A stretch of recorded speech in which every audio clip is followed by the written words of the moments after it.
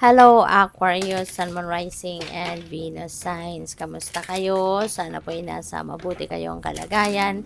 Welcome back po sa Star Tarot at kung bago kayo rito, welcome din po kayo. Please subscribe, like, share my videos, and leave me a comment kung nakaresonate po kayo. Thank you.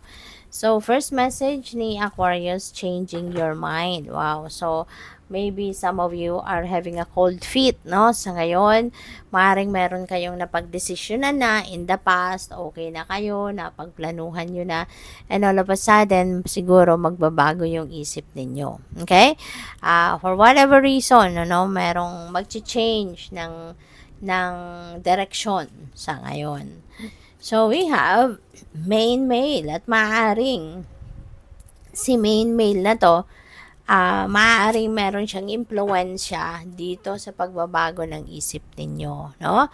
O pwedeng siya ay merong significant role na sa buhay ninyo sa ngayon. Magkakaroon kayo ng pagbabago, magkakaroon kayo ng change of mind because of him, no? Po pwedeng ganun ang ganap.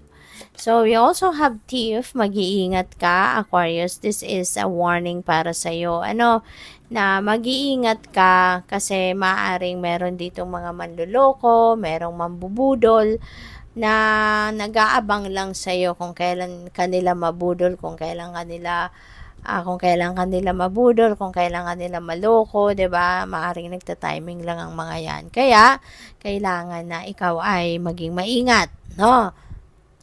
Make sure na maging aware ka sa mga ginagawa mo. Be careful with whom you deal with, no? Napakahalaga niyan. So, what else? We have windfall. Wow, this is windfall of money, Aquarius, na po pwedeng dumating sa'yo. So, baka, no? Meron ditong biglaang perang dadating. You never know kung saan ito manggagaling. Po pwedeng merong magpapamana sa'yo. Maaaring meron kang mapapanalunan, no, na mga game of chance, lotto, raffle, or kung ano-ano pang mga tinatayaan man. At baka kayo syempre, nanalo kayo dyan sa mga ganyan kung kayo'y tumataya, ano, or baka yung person ninyo tumataya. So, pwedeng, yun, no, yung energy nito. So, pwede rin na meron kayong baka merong magre-regalo sa inyo malaking pera, pwedeng ganun din. You know, so good luck sa'yo. Kasi this could be a big amount of money coming in.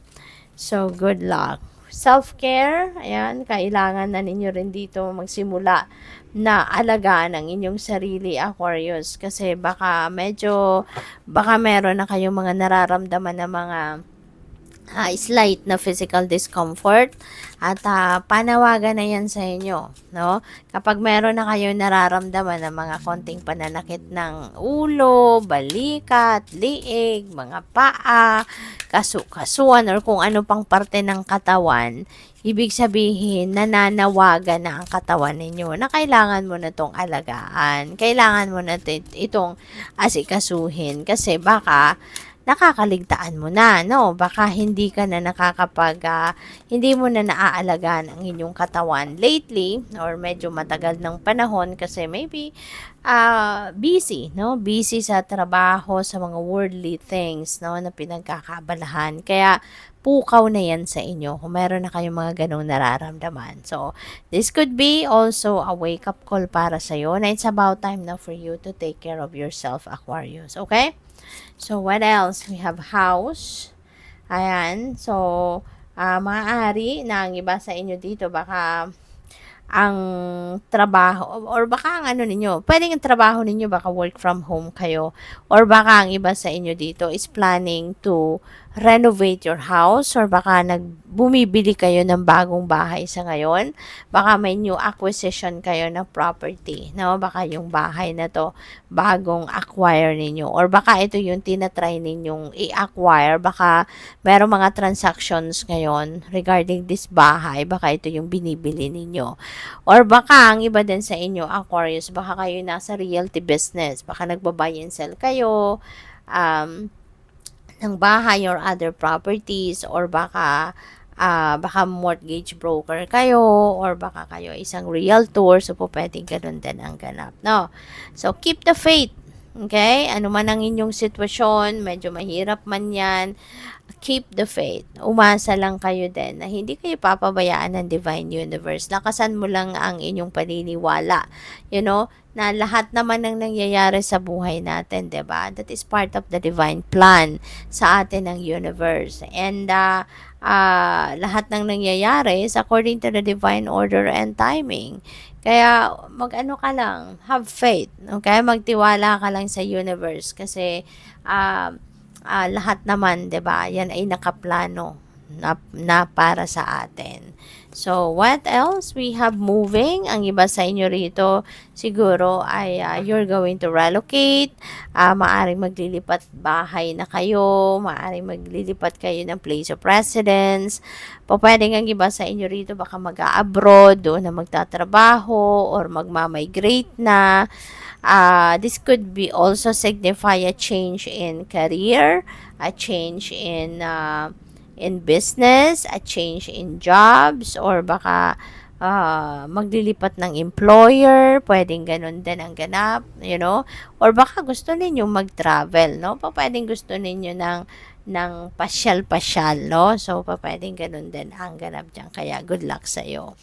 So, we also have gift. Wow, napakaganda. Merong magraregalo. Meron kayong marireceive na regalo. And you know what? This could be a very precious gift, no? Napakakinang, napakaganda, napaka-vibrant. So, pwedeng merong perang dadating talaga. No, maaring ito na yung windfall of money. Pwedeng merong magraregalo sa inyo ng pera. Merong magpapamana. Pwedeng material na bagay na merong sentimental value ito. Kaya napakahalaga nito. This is very precious for everyone. Pwede rin na ito, Aquarius. This could be also non-tangible gift. Pwedeng hindi naman ito material na bagay, hindi pera, but this is an opportunity. This could be a golden opportunity na pwedeng dumating sa inyo, Aquarius. Kaya good luck sa'yo. And congrats. Thank you for watching. Love and light. Namaste.